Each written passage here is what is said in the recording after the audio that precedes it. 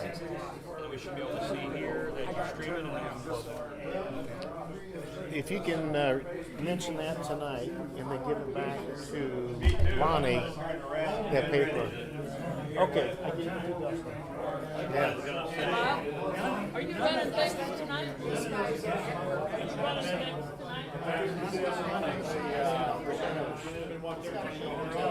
I got a question about one of them.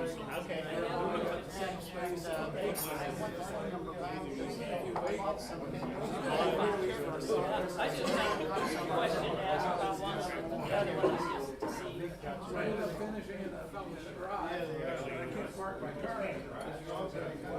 Do you want to mention anything at all about wood burning? Because I want to talk about the open shop. You want to say You got everything ready to go? You're good to go. Everybody else is good. Technology, it's a technical good system. Okay, it's not just the old wood burner. Yeah. Are you back home now for the goods? Yes, I am. Just arrived last night. I got a call from my 93-year-old aunt as we were driving north of Nashville. I just heard there's an accident. Comes out in Springfield. Oh, yeah. So we ended up from Mount Kearney, we came up through Salem, Dana, Taylorville, across that way. Oh, yeah. Okay. Yeah. Hard to believe that that many 70-something vehicles are involved. No. And then, Unbelievable. Yeah, and then, pretty bad. Looking forward to hearing Oh, okay. okay. Talk, Terry. Yeah. Hey, You Bob. probably heard some of it already. Yeah. Everybody else probably has. Just tell them it's a high-end wood burning system. It's not. okay. Okay, remind me. Well, it doesn't matter. Okay. If they're interested, Somebody's got tomatoes. it's okay. Okay. If no one shows up, I will. All right, Roland. I'll be upset. You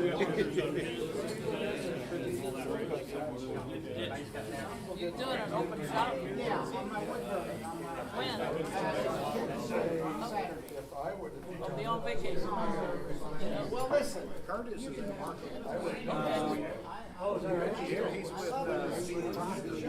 So you don't have a 120 to USB. Sounds good. Anytime. All right, thank you. I gave him a heads up. Bill Walton. I am. Oh, yeah. You're right about that. If we get some of these Yeah, that's not a, I don't have. or a C, is it? I don't have the No, that's just a or a micro USB. Is that right?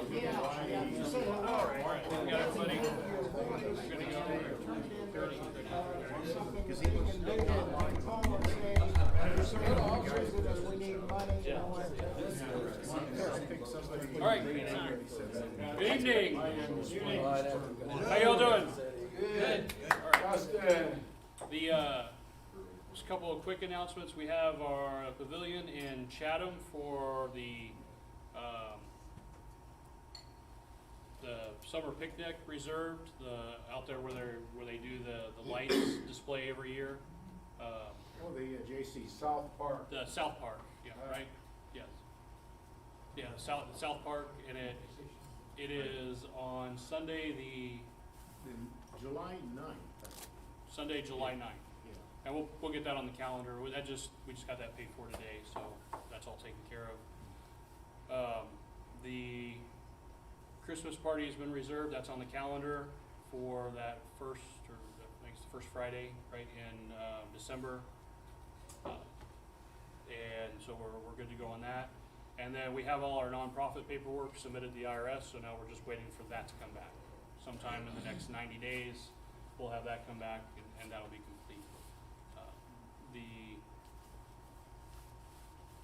Lon has met a guy named Pat, who has a Delta lathe, a full-size Delta lathe, a duplicator, a digital control box for sale for $300. If you're interested in that, he'll have this paper here with that phone number. And that's about it. We did we went to look at another space today for a possible workshop location that looks promising. It's a 2,300 square feet. They are moving from that facility to another. It's with the outlet, the same folks we talked with last year. They're just finally getting out of one building into another. So hopefully we'll have more to talk about on that one. And I think that's all that I have. The rest of it is all program related, and that is all Bob's show, so. We have a full schedule tonight, so we got two presenters. We have John Cawley, who's gonna go first, and then Roland's gonna go second, and I think we have three guys that are gonna do show and tell, so. And I think you have a slide, you want him to pull it? If you can pull it up. So no questions? You're allowed one question. Okay? And that was But it Jim, right there. Jim, you get 3 questions, okay? You just used yours up. So, We also have a guest. Oh, you know, I am so sorry, I was in a That's hurry. okay. We have two guests here, John. Stand up, John. Doctor.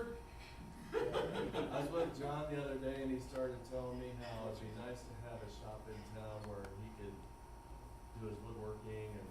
Without spray bothering wood my and all wife that. so much. So I said, I've got the place for you. So this is John Weather.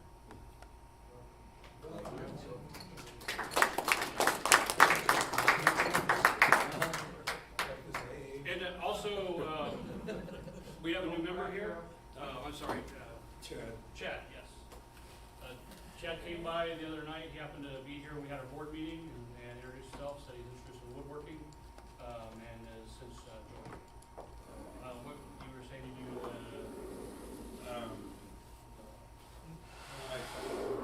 Signs, I guess. I don't know what you call he it. does a lot of hand grouting, hand carving with signs and stuff. With the router and just. But he's interested in learning more. And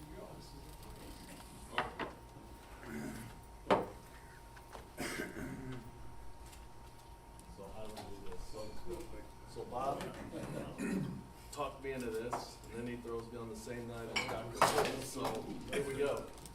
no pressure. Yeah, and you can see the cut marks in the chainsaw. Yeah. The guy with the published book full of woodworking stuff.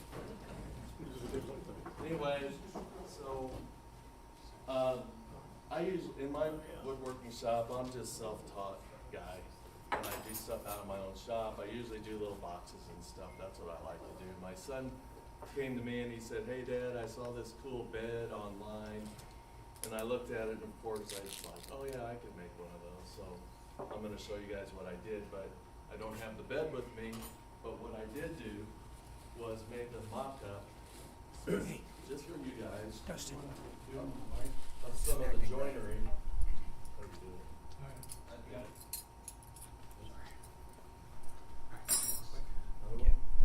it? There we go. Is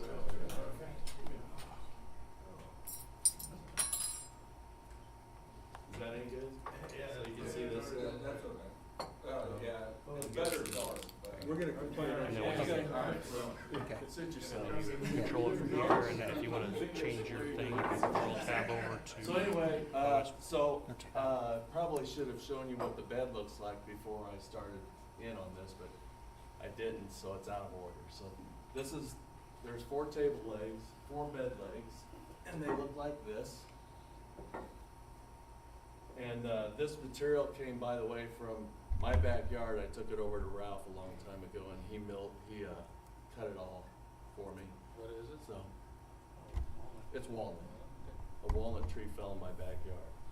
So to get this, there's a couple different ways you can do it. I found online, and I did it this way, which if I was to do it over, I would do it a different way. This was kind of the hard way, but I took it, started out trying to cut it on my table saw. The problem is, you guys will all figure it out, is it's so deep, you can't get that deep with your table saw. It's kind of not as accurate to do with your bandsaw, at least my bandsaw. And so I'll just show you what I did. So you can go ahead and move on. And so this is what I did on my table saw. I cut them as deeply as I could. It started out with these blanks, and then you can move on. And there shows me trying to cut deeper with the table saw with a stop, just to get a nice straight edge here, deeper. Okay, so that's what I did there. And then, on some of them I went and tried the old Forstner bit thing in there, and then so that's just to show you what I did there. I have a whole bunch of slides, so I'm gonna keep them going. And then that's what I ended up with, and then I just started with a sharp chisel and just started whittling away at it. Nice. So there they are there. Next. And there it is again. And there's my scrap pile. So this is what I ended up with. I actually did 2 of these beds. Since I was making one, I figured I'd make 2. So there's 8. I ended up with 8. And there's the rails for it in the rough stage. There they are. And then I wanted to put this taper on it. And the way I did that was I have this cheesy looking thing that I use a ton of. You can see it's got the factory edge on that side. And then I've jointed this side, and it's got those. You guys have probably seen those. And then I use it for like to true up live edge stuff, and then I use it for my taper jig too. So that's how I did that. And there it is again. You can see that's as deep as my table saw blade would go. So I had to flip it over and redo these things and figure it all out, and then I ended up with that. You can keep going. And there they are, cut. And those are the pieces I ended up with. So now I've got kind of a rough blank of the tapered leg. And then for the rails, it ends up, you use, this is 4-inch wide walnut. I did like a 1/8 inch shadow line thing there. And these are half lapped. And that's what this thing is. So you end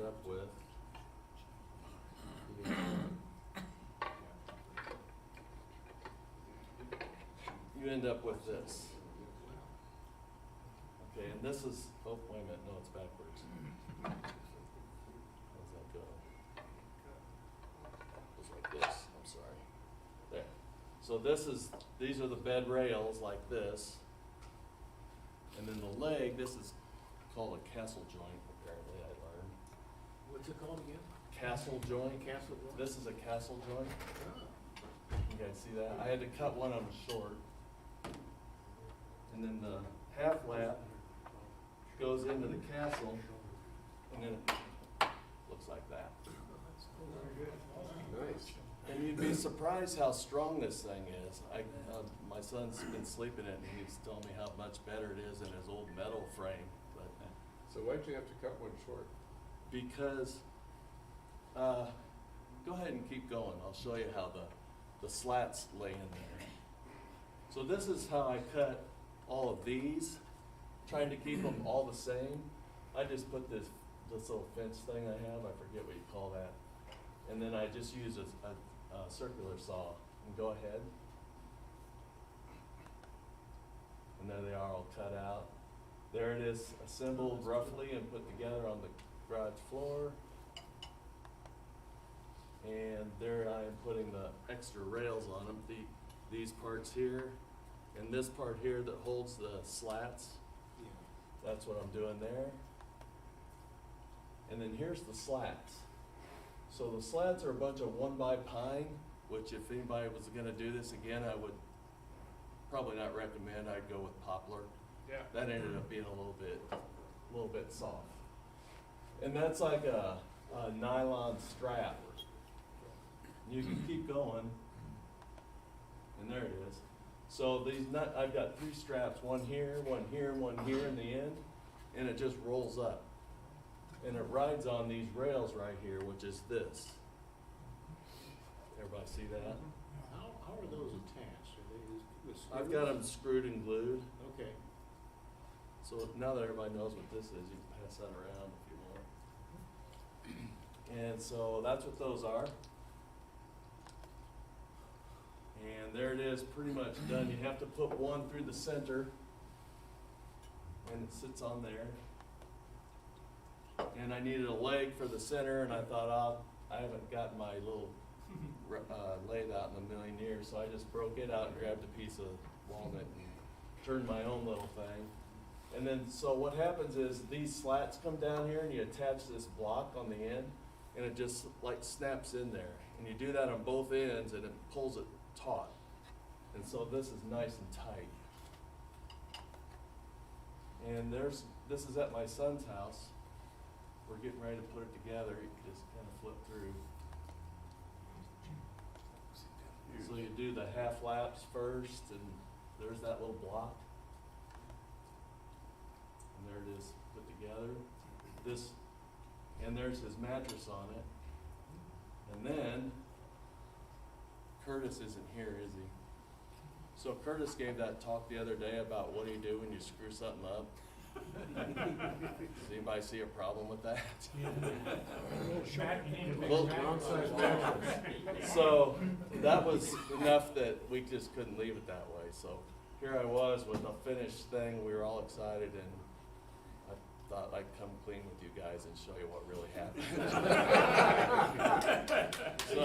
Gotta learn to lie. So then go to the next slide. So these were my notes, and I just wanted to show you how that could have possibly happened. And on one of these, somewhere it says, on one of these it says +3 on both dimensions, and I think that whatever I put that +3 inches was what messed it up. So keep going, I'll show you how. So then it was back to the drawing board. I took those wherever it is, and I had to literally cut them, and then cut this, and cut the inside one, and put a new notch in there, new half lap, and I basically had to do it all over again. And I had to do it on both beds. I did it on both beds. Did you consider Yeah. Did you consider a custom-made mattress? I was considering everything. I was going through Curtis's talk. I don't know if you guys remember what he was talking about, like 5 different ways to fix a screw up. So anyway, there's me redoing them all again, and you can keep going. And there's the final. And so next, there's no headboard on this thing, so the next, this is the headboard that he wants, and I kinda like it too, so I'm gonna build this headboard and figure out a way to attach it, so that's what's gonna happen there. That's that. And, since I kinda shortchanged you on the bed, I did bring some extra doodads for you to pass around and look at. This is the stuff I normally like to do. This is bonus stuff. So, one last thing, and then I'll let Dr. Fultz have his. Does anybody have a clue what this might be? I'm just gonna see if you're kind of in the wrong genre of age group here, but Nobody chalkboard? nobody knows. So my son, my 32-year-old son, and my 33-year-old son-in-law, and all their group of that age guys, they play this game called Dungeons and Dragons. And they have to roll the dice, and he asked me to make him a dice tray. And so he showed me what it was. So I made him one, and after I made one, I'm on like my 7th one now, because all of his buddies had to have it. So I thought I'd bring the dice tray. Hey, John, how do you put in those splines? So those, they're in this one too. So you can make a jig, that rides on your table saw fence and stuff, which I did. And I found a guy online that did it way easier. And what he does is he raises his table saw blade way high, and I wish I had pictures. And if you raise your table saw blade enough, you can get it so that you can cut this side and this side the same. And what you do is you put a stop on your fence, and you push it just enough. You gotta do a couple test cuts, but you don't need that fence doing it this way, and it's a lot easier. Have you ever done it that way? Dr. Fultz, you're shaking your head. I just thought it I was have really the one like that. Yeah, this, I have that too, and I never use it anymore because I like this particular way. One last thing about this little box is I wanted to show you that's unique is that hinge. This is not a Brusso hinge. This is just one of those cheap hinges. Again, I found a guy on the internet that showed how to take a cheap hinge and make it so that you have a stop like that. Get past that, I'll show you guys. So, and if anybody wants to know, I guess. you can- Did you cut your splines I with your did. blade raised up like you're talking? I did, I cut all those that way. So that leaves a little curve on the inside of that. Is that for glue? Say that again now? If you go into your blade like that, doesn't that leave a little curve on the inside of the slot? The spline. It's The spline would be straight, it'll be. where the spline Yeah, goes. have a little arc to it. It, maybe it does, I haven't even thought about it. I think the blade is, I'm just guessing, the blade is so steep that it kind of becomes a non-issue because if the outside of the splines Okay. meet right there, yeah. Yeah. And actually, I think, I never thought of that actually, Bill, but I think that is such a subtle thing that it's kind of a non-issue. Okay. What else was I gonna say? So anyway, that's all I have.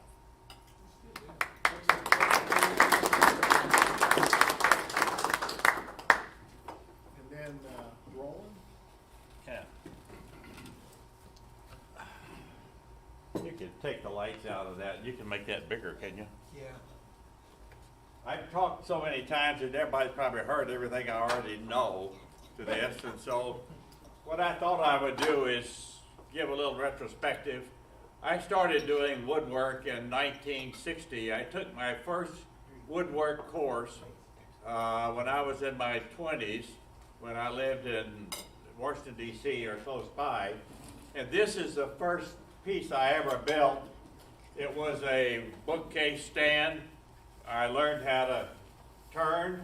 I learned how to do dovetails. I learned how to use all of the equipment and all that. And so I've been doing woodwork ever since, and I've had a shop most all of my life.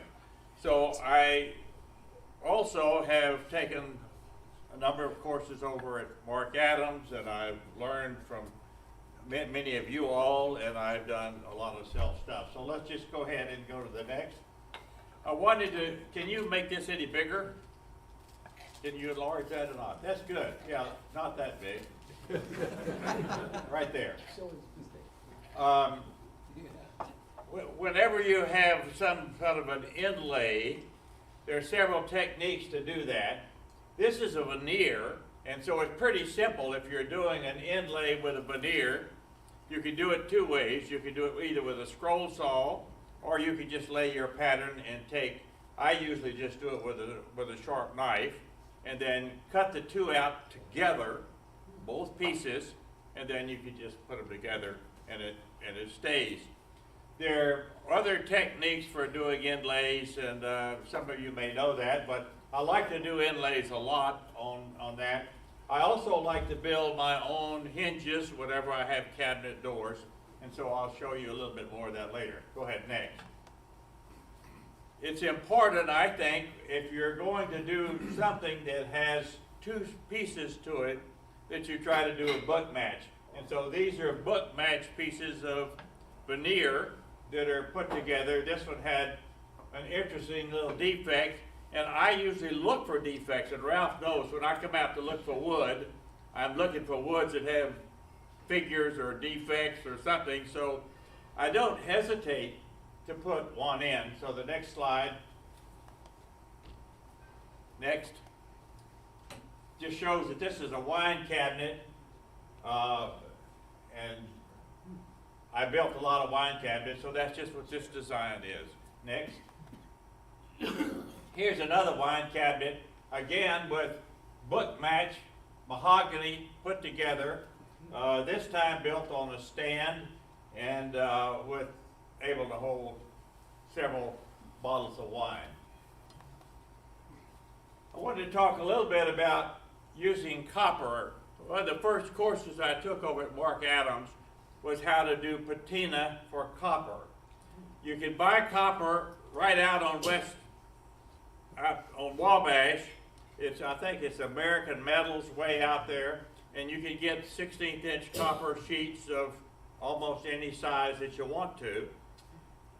Then they're glued to a piece of plywood, and then certain chemicals, concentrated ammonia and 2 or 3 other chemicals can be used to give a patina on the copper. And so I have built a number of pieces using copper patina as a top, so it's something you may want to try next.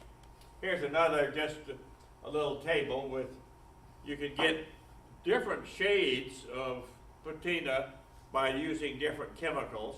And so most of these are concentrated ammonia, but it has some other additions.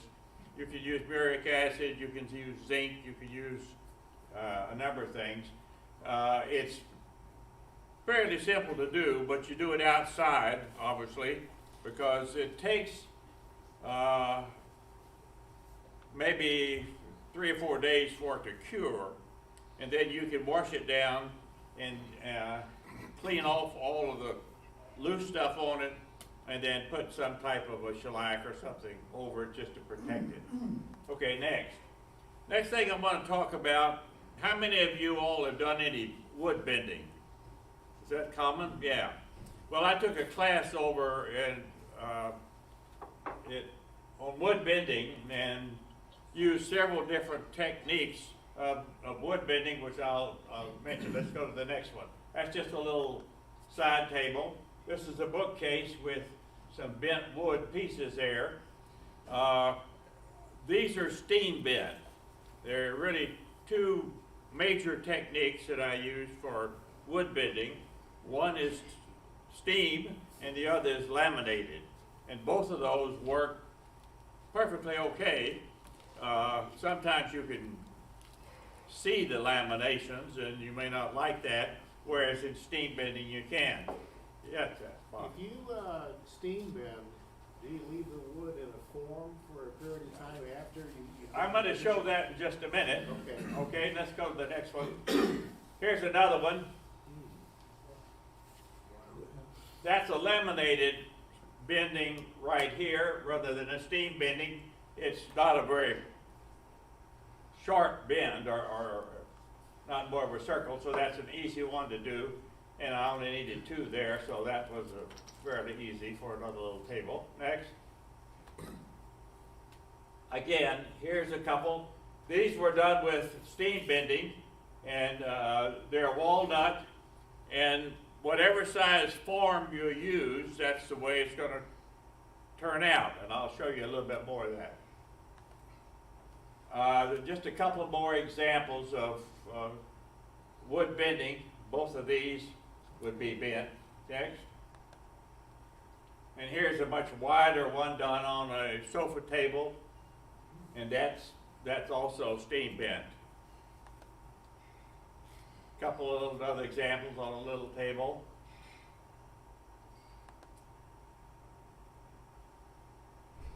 I should be a steam box showing up here somewhere, but let's go to the next one. This is just to emphasize that if you're doing, sometimes whenever you're doing a table, a lot of people like to have something below that where you can put magazines and things, and so I usually do that a lot. Okay, now if you're doing laminated bending, you of course make a form somewhat like this, and if it's going to be almost a semicircle, that's what this would be. I cut holes there to put the clamps in, and next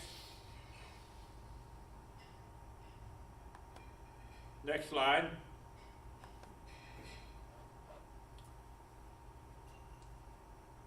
And I think we missed one, but anyhow, this is just the form that was used to make this bend right here, and it's put on, rather than the full circle, this is any shape you want. You just make a form to fit that, and then you put it on there, clamp it. I cut my slats to be about a 1/16 of an inch. I think it's important that you don't use them just out of the table saw, that you're cutting. It's too rough an edge and it's going to show. I put them either through the drum sander, or if I'm using something like an 1/8 inch, I would then put a sled into my planer and then run them through the planer so that they have a very smooth edge. And so when you glue them up, you're not going to have them separated a little bit as they would if they just came off the table saw. So it's important that you sand or plane before you put these and glue them together. I just use regular wood glue and clamp and hold them for 12 hours or something like that.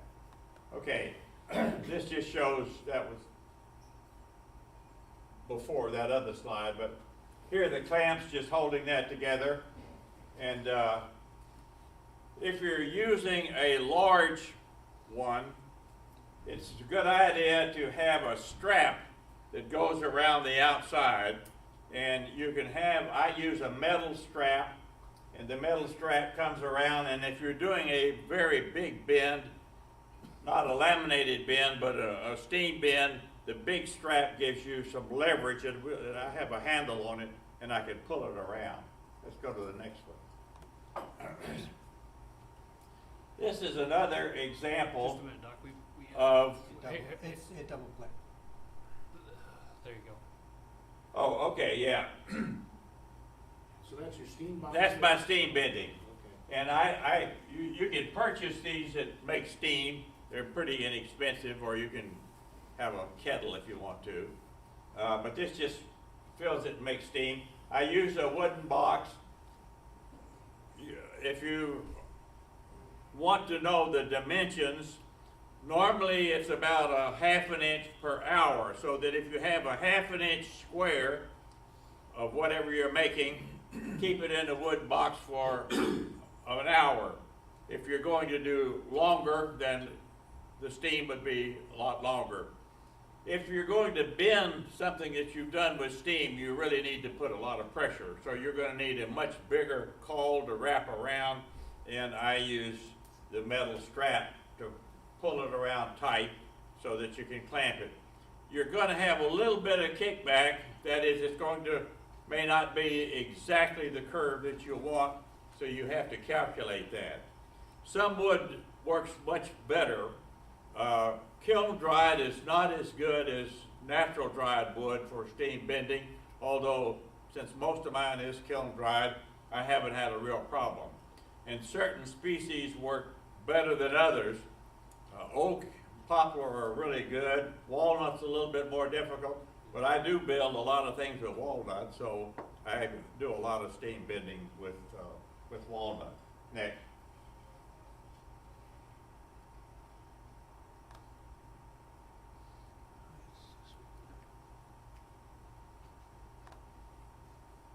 All right, if you can, yeah. Here I want to talk about curve bending for doors or some other, if you want to. And this is both laminated and veneered. So let's go to the next one. This is a wine cabinet.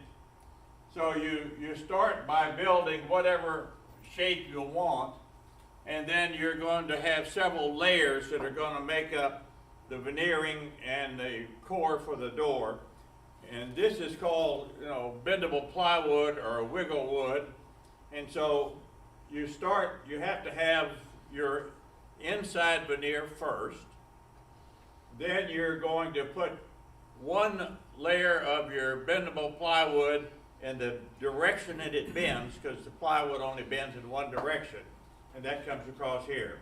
Then next, you're going to put several sheets of plywood now in between your second sheet of bendable plywood.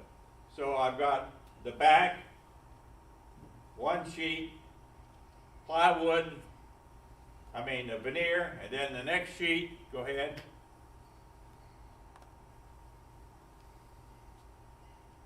here are the 2 sheets of your bendable plywood, and then your final veneer that goes on the outside.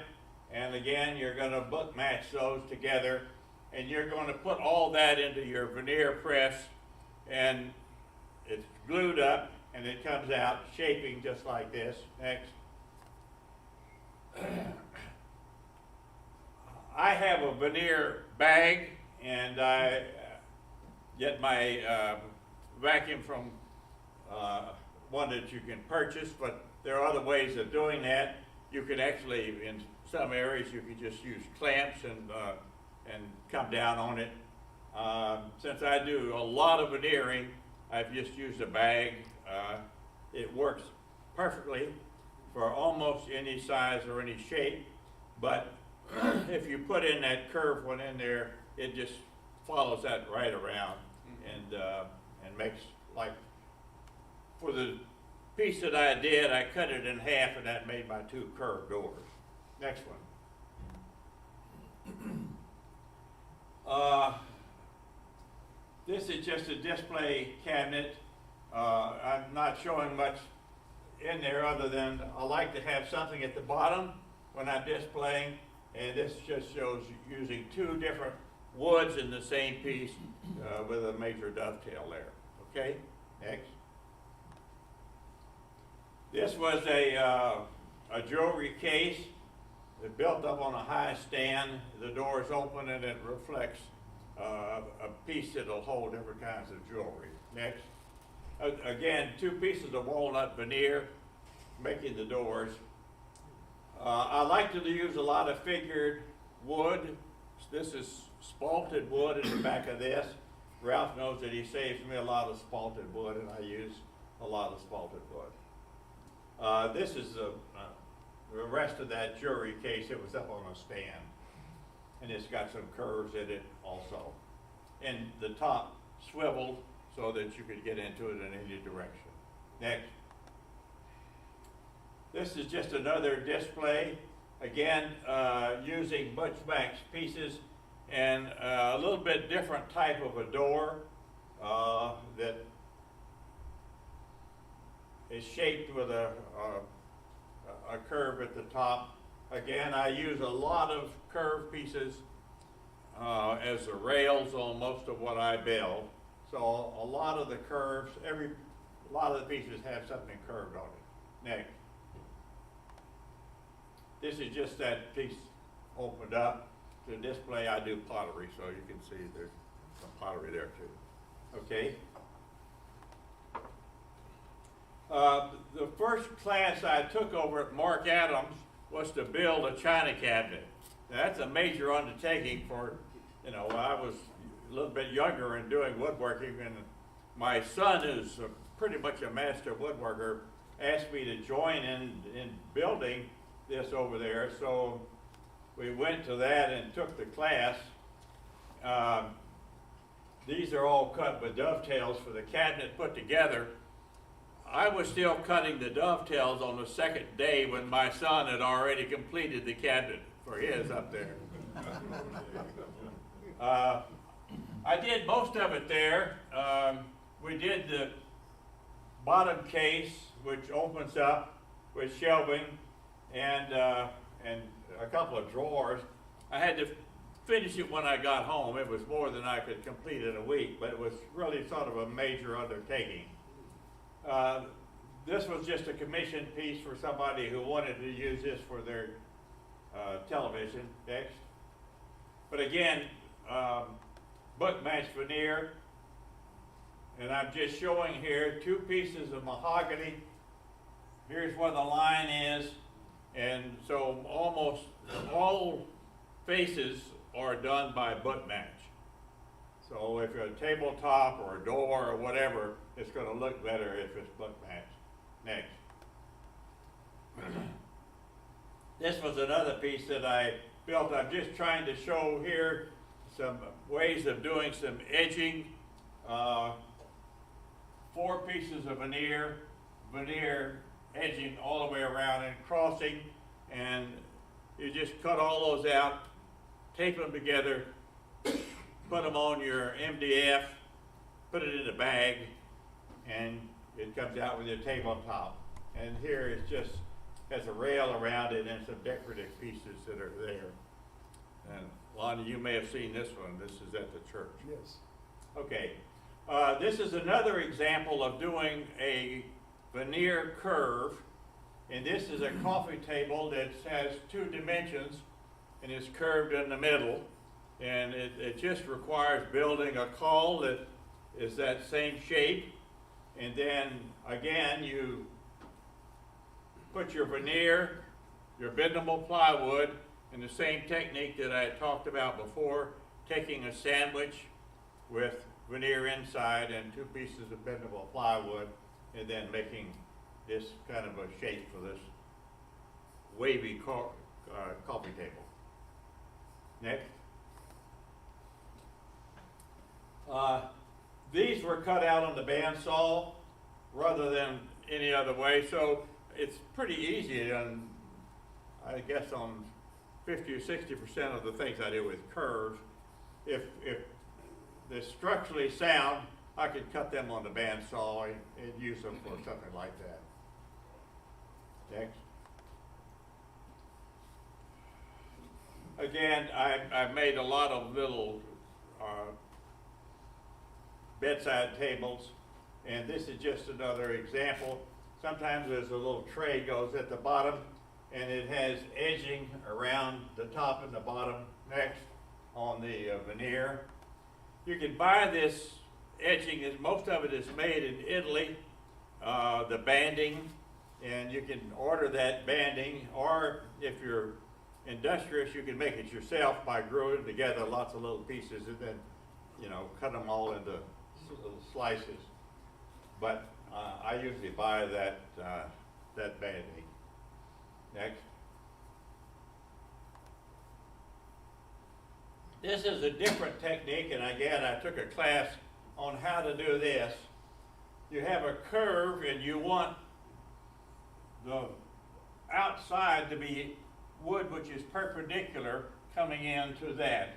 And so you make a pattern the same size as this, and then you take your router and bring the pieces of walnut into this direction, and with that pattern then you cut them with the router to match that, and then they fit right in there.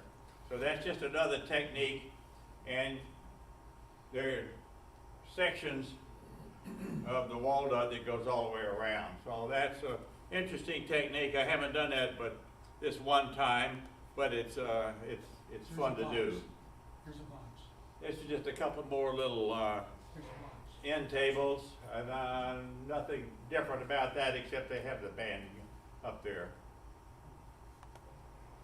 I do a lot with live wood, live edge wood, and I look for that when I go out to see Ralph, and this is just a walnut with live edge, and I think a lot of you all do that too, and it's a lot of people like live edge things, and so I find it's popular when I build those kind of things. Next. Michael Fortune had that wood bending course over there, and this is the piece I built. It looks kind of like an ironing board, but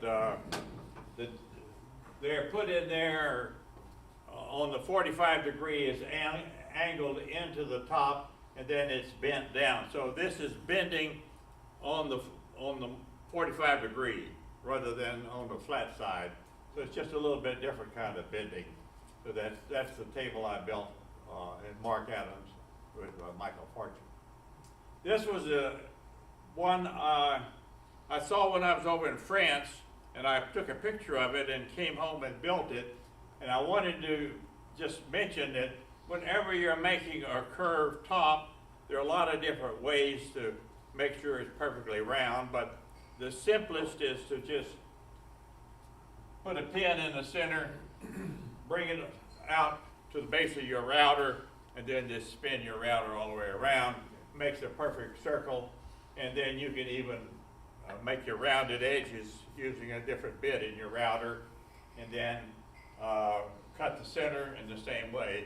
This has a copper pot in it where you can put plants or something inside there. This is bent wood right here, although that was cut on the bandsaw, and this is turned.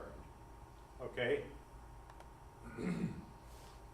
This was a commission piece of somebody who wanted something for a television, and I had some veneer which was not perfectly book matched because whenever they're cut they may be slightly different. So I decided that I would actually take them 2 or 3 sheets apart so they were a little bit different and not perfect.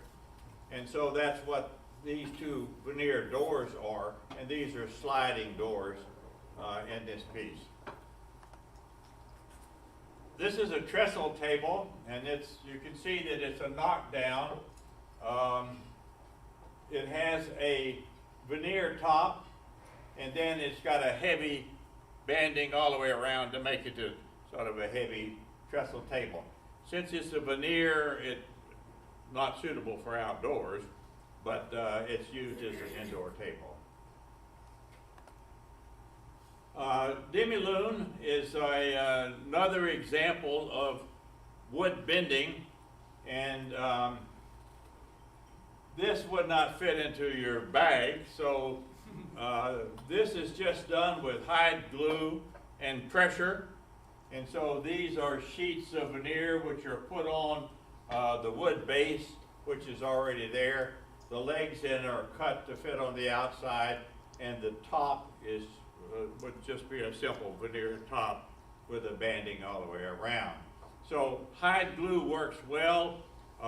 Just glue it, take your roller, roll it tight, and you may have to put a strap around it if you want to keep it, hold it for a while, and that's easy to do with just a cloth or leather strap. Okay, next one. This is one of the first pieces I built many years ago. It's out of pine, and it was just sort of a dining room cabinet where there are drawers, and these open up, and dishes and all could be put in there. A little bit of a scallop. Fairly simple design. The doors are paneled, so it was an early piece that I built out of pine. Next. This is another one that was an early piece. This was built out of mahogany, and again, this is a china case. The doors open and the drawers all hold dishes and napkins and things like that, and I still have that in my house. I got this mahogany, it was old mahogany. In fact, my guess was that this was some of the very first mahogany veneer that was done, because this bank was built just after the probably 1905 or 1910, and I think plywood with veneer really started in this area around that time, and I think this bank was out in Pawnee or somewhere. I can't remember where that was. Okay, next. I think I gave a talk here once before on, this is a bonsai table, to do 3 mitered corner, a mitered corner here for 3 pieces. Here's 1, 2, and the other rail goes the other way. And I think I showed how to do that on my horizontal mortising machine that most of you heard me talk about probably too much, but I use it all the time. All of the joinery done on all of these pieces just about were done with a horizontal mortising machine. Some of it was done by hand, but I've learned how to do this, what's simpler than the standard ones that you see of how they're put together by using that. Okay, I think that may be the last one. So you want to hit the lights on. If you have any questions, I'll be glad to answer. When you say bendable plywood, are you just talking about thin sheets of plywood? No, this, you can buy it in 1/4 inch, I don't know that it comes to half, maybe 3/8. most of the cabinet people will have it.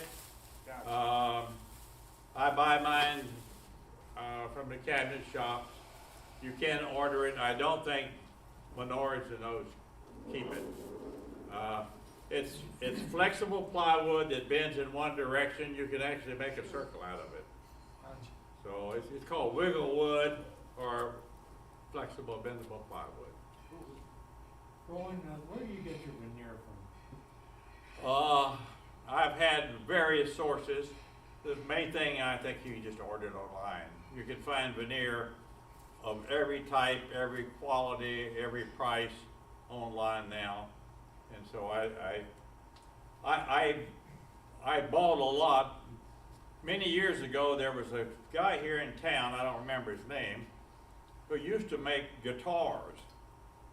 And he died, and then they had a sale. And I went there, and he had stacks and stacks and stacks of veneer. I mean, 100 pieces of veneer. And I bought all those for little or nothing. So I've used a lot of that, but my son, who also is a woodworker, has lots of veneer. He's given me some, and I have ordered it online. And there are several places that have veneer. What kind of glue do you use for the copper or the plywood? For the copper, I don't use contact cement, although some people have. Wood glue will work. Some other, heavier glues would work. It is hard to glue, yeah. I haven't had it come loose in doing it, so. Okay, that's all I got.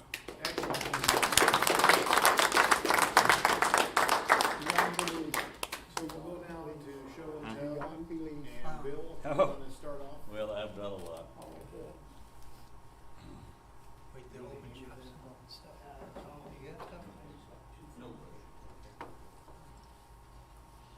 First, I want to ask a question. I've got some walnut that I'm making a jewelry box out of, and I started to glue that together this week. And when I put glue on this, it just disappeared into it. And I know this is really dry walnut because we've tested it a couple of times and couldn't get any reading. So my question is walnut, does it soak up, sponge up wood glue when it's real dry like that, or does it all do that? Do you use a sanding sealer? No. That might Use the sealer help. first? Sanding sealer and then, yeah. Okay. All right. Well, that's all I had for that part of it. Use shellac as the sealer on. I buy sanding sealer. Well, sanding sealer. It is shellac. Is shellac. Okay. All right. Thanks. In 1977, my father and I built his house, and this was lumber that we used in that house. It came from Michigan, and when we had the tight bond guy here the other day, he was talking about tension in the wood. I was looking at this and I thought, that'd go real good. Well, I just brought this for you guys to look at. There was about 4 more feet here. I just cut it off. But, it came out of that house that we built in '77. So, Where in the house was that exactly? I think it was a ceiling joist. Ceiling, yeah, I was Yeah. gonna think that. Yeah.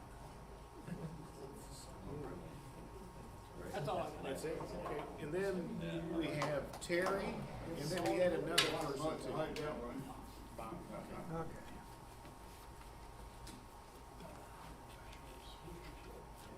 Here's my latest sign. You wanna hold that for me? Nice. Okay, and it's double-sided. Just like that. 3D engraved of Our Lady of Guadalupe.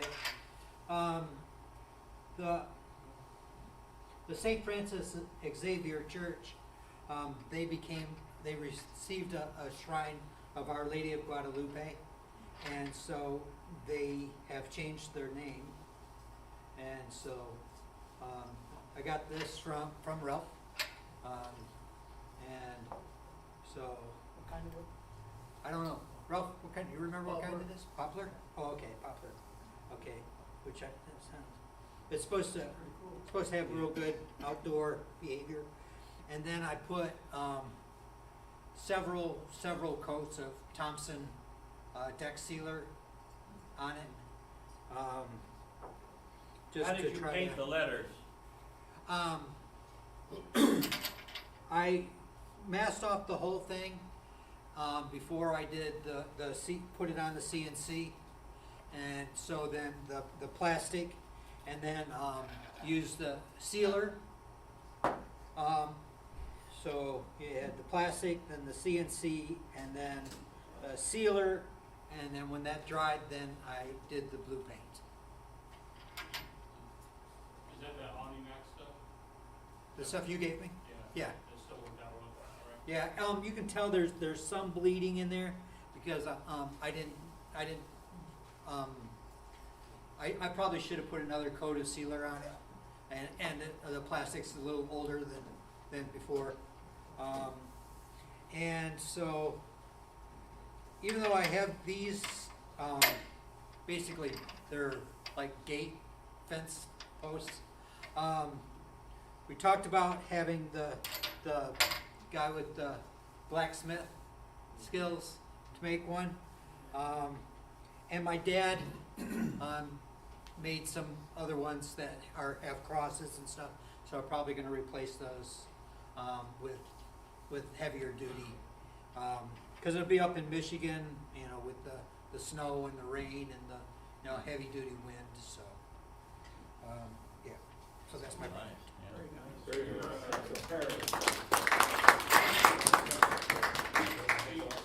did the sealant and the paint and then the sealant to keep it from leaking out in Yeah, and I, like I said, I still probably should have done more sealer, cause I still had some bleeding. And then Bob? Wish I would have followed the wood tension guy, not that sign guy. I brought this is not a cutting board, and I'll pass this around, but I brought this to see if you guys have ever messed with this or have any ideas what to use it for. This is Baltic birch plywood, and I treated the same way that you would make an in-grain cutting board. And so that's what this is, made out of Baltic birch plywood. So I think drawer fronts would be kind of cool, just to give it a good effect. I'm looking for ideas. If anybody else, has anybody done this with Baltic birch plywood? Nobody? I've seen it done. Yeah, I'll pass that around. Secondly, while we're doing that real quick, I'll just say to John, your idea about using the table saw to do the corners. So I built, and I can bring it sometime if anyone wants to see it, but I built a jig, excuse me, for my biscuit joiner. And so the biscuit joiner is fastened to the jig in the corner, and then it's got, boards at 90 degrees, and I can slide my box up to it, just push that in real quick, it cuts it just like that, and move on. And I can use spacers to get the height for whatever I want, so that works pretty well. And then lastly, a buddy of mine has a Rockwell 10-inch contractor saw that he would like to find a good home for. He would give it to somebody if somebody needs it. I got a couple pictures of it if anybody's interested. He doesn't want anything for it. He just, it's gifted to him. He just wants it out of his house. So I have some pictures of that. So. And if you have ideas what to do with that, I'm all ears. Yeah. I cannot read everything on your t-shirt. What is your retirement plan? Woodworking.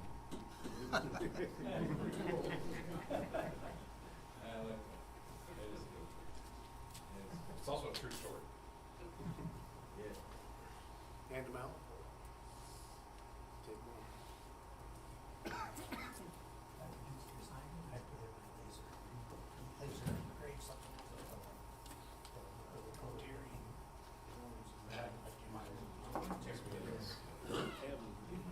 That's what I was thinking of too. We'll do his first, and we'll go to mine. Since you invited me, if I win $10,000, I'll give you part of it. $10.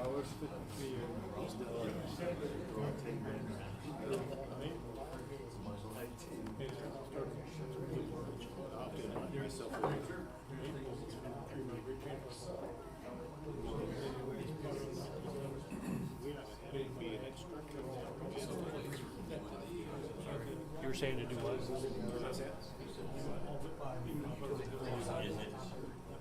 That round, flat. Yep.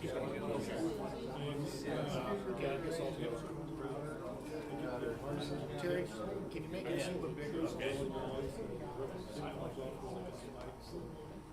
Terry, okay. So, thank you. Yeah. Excellent. Is that a CNC machine? Well, I'm making it. And what I have up here is, Always making stuff. what I have up here is the, My daughter put Okay, shops attention. together. I have 120 plant pieces of furniture. okay, so this is for this year, and I'm very thankful for everybody, the presenters and those who are willing to do the open shops. But we got 3 so far. I'm hopefully gonna have 2 more we can schedule. We have Bob Booth is gonna talk about CNC, and it's set for May 20th, and there's 2 time slots, 9 a.m. and 11 a.m. And he actually is going to make our logo on a piece of wood for the guild here, for us. Is there anything else you wanna add to it, Bob? I mean, not really, it's, I guess I would say that there's room for probably 15 people there, so make sure you Yeah. sign up online.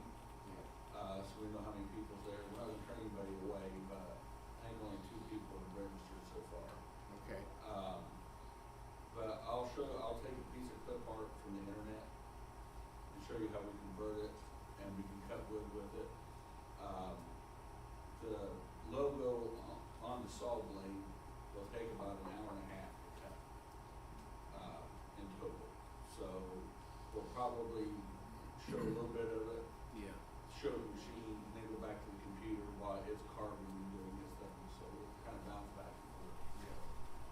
And I've seen your work. Your work's impressive, and I know you made for your daughter's wedding it looks like a Bible turned to the page of the verse I think they chose. Well, actually, that one was and I can have some pictures out for that. Yeah. That was my nephew's confirmation. Okay. Yeah, I took a piece of walnut, and it looked like, I mean, it looked like a Bible, you see pages and everything. Yeah. So, Yeah, it was really impressive seeing that. So. Yeah.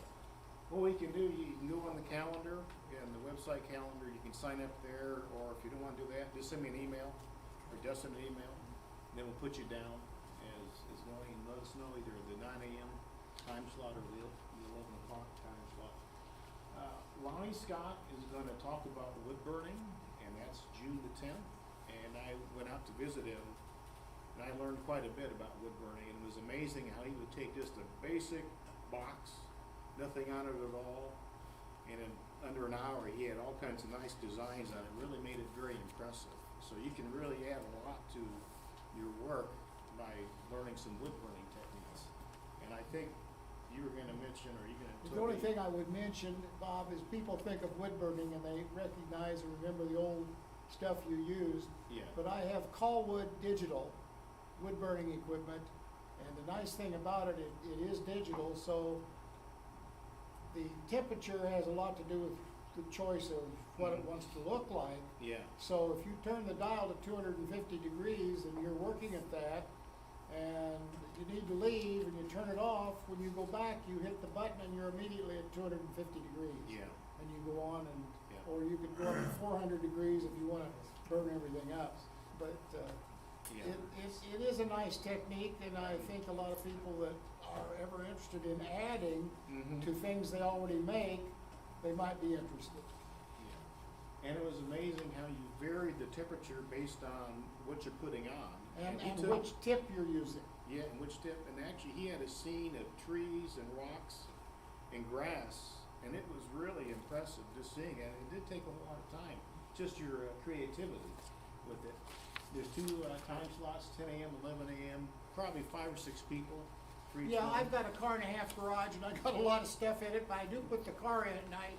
Yeah. But I could use a half a dozen people, and Okay, I don't have a lot of seats, and they have to stand, but I think they would enjoy seeing it. I think so. I learned quite a bit by visiting with Lonnie. And then the last one so far, hopefully we can get some of those up there, would be Ralph Winch on log sawing, how he does that. And that's 9 a.m. And we can take everybody at That's always very educational. Anything you wanna add? Sure. Come on out, we'll have a tool swap, if you got some tools you wanna, sell or trade, bring them out. Like we did a couple of years ago, we fired up the charcoal grill. We're gonna burn some hot dogs and maybe some bags of chips, and just make a fun morning of it, and, we'll go at least until noon. Okay. And, I'll open up, some logs. I have, one prep for quarter sawing, and, you know, just show the techniques, and I know a lot of you guys have been out there, or probably the majority of you guys have been out there, and, flat sawing or sawing for grade, and I still get a big thrill out of opening up the crazy logs, because sometimes they'll trick you. Sometimes you'll have a log you think it's gonna be really a dandy, and it turns out to be a dud. And then just in reverse, sometimes you'll have a log that you think, this thing ain't worth sawing, and by golly, you think, wow, that sawed out pretty good. But yeah, come on out, and, we'll just have a good time. I had to change it, originally, we had it set up for the 5th, I think the 5th. yeah, I had an yeah. obligation I gotta, go to, so I asked if we could roll it to the 19th. Yeah. I'll bring the hot dog sauce. Oh, the hot dog sauce, great, Jim, you're a great, good yeah, guy. you brought some last time, I think it was very, very good. All right, good. So Great. that's the open shops. This is our schedule for the remainder of the year. I think we've had a pretty well full schedule, and thanks to you guys for volunteering to share your skills and your insights. I was really impressed with Bob's talk last month. I think it was very informative with it, and I'd like to bring him back. Roland and John, you guys were amazing tonight. We learned quite a bit from sharing your stuff with us. It was very, very enlightening for everybody in the room. Next month, we have Carl and Mike Rettermeyer, and then July, obviously, there's no meeting, there's a picnic, it's gonna be in Chatham. We have Jim and Curtis in August. September is Dennis and Dustin. October is Rachel Raymond, and then November is Bob Cox, and then the election. I have reached out to industry, and I'm working with a company right now. The sales rep has agreed to come, but he has to get approval from his sales manager to come here. And so hopefully it'll work out, and I gave him the date for November, so if we did get him for November, Bob, would you mind going into October with Rachel? So, but I'm trying to be fluid with this guy. I also made him aware that he can also speak at the club in Peoria or Bloomington also. So, but I started calling industry right now to kind of get some other people out here, you know, some new stuff. And hopefully I'll hear from this guy this week or next week then, and then get that locked in. Hopefully his district sales manager will give him approval to come here. But he was very excited about coming here, so. Any questions? Yes, sir. You have the 2 pending open shops. I know you talked to me about the open shop. Yeah, I would love to open my shop up, have you guys come, I have plenty of room, over 3,000 square feet. okay. It's a full shop, but I don't know that I have anything special to share there as a technique or whatever. So if somebody wants to come and just use my shop to show a technique or something, I'd be happy to host and do that. If somebody, like, we just don't have space or. I could talk about nail guns, the different kinds of nail guns, just make it really informal, and we can play around with them. We could do that. Just give me a date, whatever is best for you. There's plenty, bring a chair. Okay, just let me know what Saturday is best for you, and we'll lock and load it then. So, but thanks to everybody, because we got a lot of talent in this room. And when we can share this, we learned quite a bit. I learned a lot from Roland today and John, and, Lonnie and Bob. You guys are amazing, and Ralph is always amazing, so. All right. And I think, do you wanna do your drawing then? Talk about it. Do you wanna do your drawing? Not yet. No, okay. What's Got left? anything else? I'm done. I've passed around sheets to describe this black seeded bean that my grandmother gave me when I was 14 years old. The seed is black with a white stripe. If you're interested in some, take them home with you and plant them. One warning, rabbits love beans when they're first coming up. So take a plastic cup, a clear one, and cut the bottom out. And let that be a fence around it or a little piece of screen cloth. If you want more of these, let me know. They will climb over 20 feet tall if you give them the opportunity.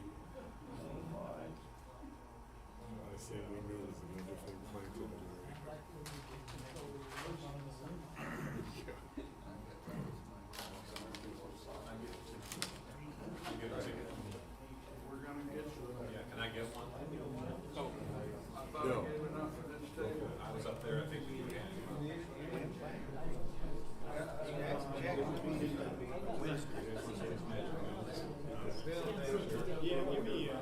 When we bought our house, there's so much stuff planted all around the house. It's like, there's one more thing. We're trying to figure out how to get rid of something. Yeah. Does anybody want more bean seeds? I have a lot in my shed. Harvest these last year? Is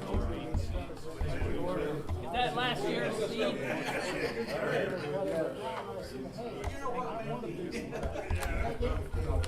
we don't want 2 or 3 year old. We don't want the ones his grandma. I want the original ones. What I'm passing out now is a flower. It bushes out like a 4 o'clock plant, if you know what I'm talking about. These come up from volunteer seeds. They'll bush out about 3 feet wide and 5 feet tall.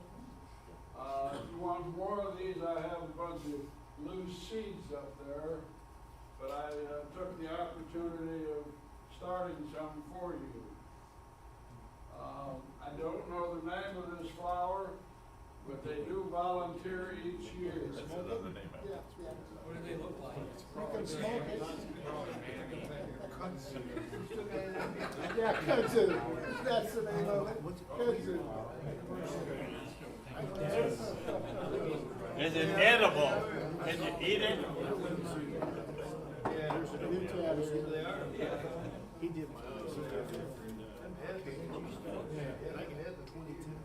This is more seeds like the little seedlings I passed out. If you just sprinkle them on some tilled soil, they'll come up, and they volunteer every year. This is just a piece of paper to make a little envelope if you want any.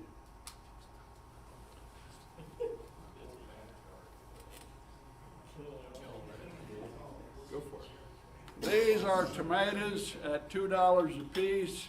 I have too much time and money invested in them to give them away. We're going to need a cap. We don't have any magic, whatever you want to call it, to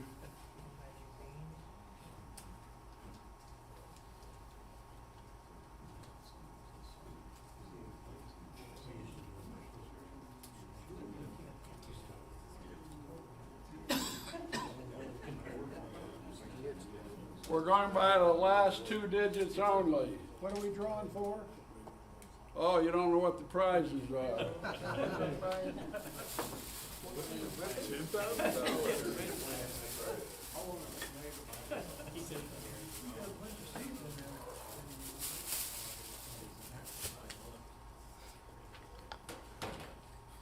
Surplus that I have, a rubber mallet. Whoever gets the first number gets pick. This is a homemade mallet. It is honey locust. 2 sharp pencils. And this is a trivet for setting a hot pan on to protect your veneered table. There's another box too. And there's a box with a book, drill bits, GPS unit. There's a lot of good drill bits in there. Some of them And, are brand new. A spark plug. Do we want to separate any of that? No, Nope. Do we want to separate? no, leave it all go. Okay. That's one lot, and there's 4 lots here. Your choice. Quickly, and I'm gonna call numbers faster than every 2 minutes. Number 16. That's me. Who has 16? Right over here. I made a honey locust mouth made by me. Who has 07? 07. Next is 19, 19. Oh, what do you want? Ballot? He wants a ballot. Well, Okay. Did we call your number?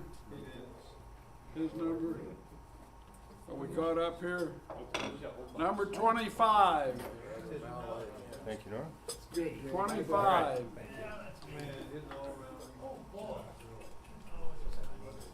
Do you have anybody lined up to do this next month? No, I Volunteer. I'll bring some Number 28. Oh, Are we out of prizes? that's it. That's it.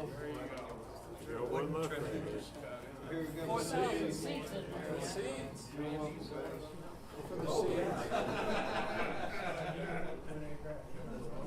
Box is gone. Hey, there's a piece of tension wood you could give away.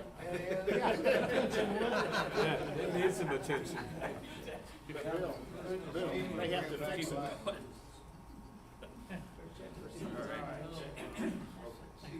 All right, thank you, Norm. I'm good. All right. All right, I think that's everything. Thanks everybody for coming out. Thank our guests for joining us and new members. Oh, go ahead, sorry. I have one Oh. quick thing. I just wondered if anybody in here has used CNF sharpening lately. I've taken a blade there and got a response a month ago that he was working out of town some and would get to it. And then the last 3 texts, I got no response. So I just wondered if anybody else has taken anything there. So I don't know if he's out of business or what, but he can't get any response. Okay. I used I thought somebody might know him or. the guy from Champaign that gave a talk here like 4 months ago. No, the guy in Salisbury. No, that's who I used. Oh, okay. That guy from Champaign, Yeah. who owns the Champaign Woodworkers. Well, I'd like to have someplace local If you- where you can just take it. I brought my blades to the meeting, and he had them ready the next Monday. Well, now I know who I'm not gonna use. Just in case any of you are interested in seeing that, they don't seem to be responsive. Oh, go ahead. I got a question. Does anybody here, or do you know anybody who welds bandsaw blades? Can't find anybody anywhere. I got one that broke on the weld. I'd like to fix it. You know, maybe one of the bigger shops has one built into their machine. Because all the bigger machines come with a welder built in. I don't know, it might be worth reaching out just to see if somebody has one built into their machine that they can maybe hit it real quick for you. I'd give Faring Ironworks a call.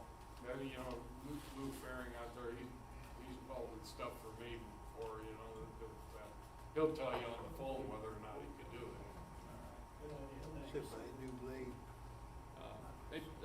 Bob, you had mentioned that they're the local sharpening place a couple meetings ago. No, it's not local. W.D. Quinn, they're in St. Louis. Oh, okay. So, but you mail it to them, they mail it back to you, and you usually get mine in just a few days. Is the sharpening shop in Chatham still there? No. There's one in Peoria too that you can mail to.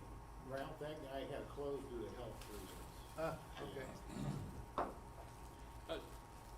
I have a quick question. Does anybody have the digital subscription to Woodshop Magazine?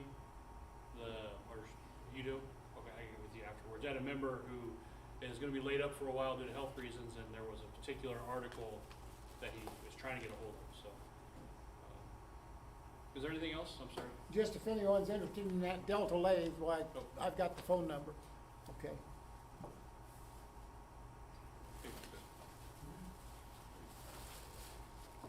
How many of you are aware of the big auction that was west of town today, northwest of New Berlin? The auctioneer, Corey Craig, is from Edinburgh, but this guy that had the sale passed away, and his son is the executor. But they had like 30 stacks of lumber, 4 feet wide and usually 5 feet high. And they had all of his tools, some of which were 3-phase. But when I hauled my lumber up here, I would usually take a pickup load pulling a trailer and run it through this guy's big 24-inch planer just to get the rough surface off of at least one side, so I could tell what species it was and what grain it was. But I was unable to get the prices as they sold it, but I was able to get the prices bid on it up until late yesterday. Now, it might sound expensive when you buy a stack of lumber for $700, until you realize that that's only about $2 a board foot. And it was quality stuff. Basically nothing narrower than 6 inches, and some of it was 12 inches wide. But I am thinking of having a future auction with the same guy to have my lumber sold that's stored in a cousin to this guy. And is there anybody here that would like to add tools to that sale? We're looking up in June or July. You don't have anything you want to sell? Let me know if you do. So yeah, looking at that auction, there's some white oak going for $445 right now, and it's going to end here soon. And oak and walnut up to $1,400 for that pallet full. Those are the only ones left. Everything else has been sold. It's all live right now. All right. I don't think there's anything else. Thank you everybody for coming. Thanks for the presenters that are here, guests, new members. Thank you. Presentation. Thank you. Hope to see everybody next month. Please don't forget to leave a tip for the server who's going to clean up our mess after we're gone. And I think that's it. Thank you. Very good.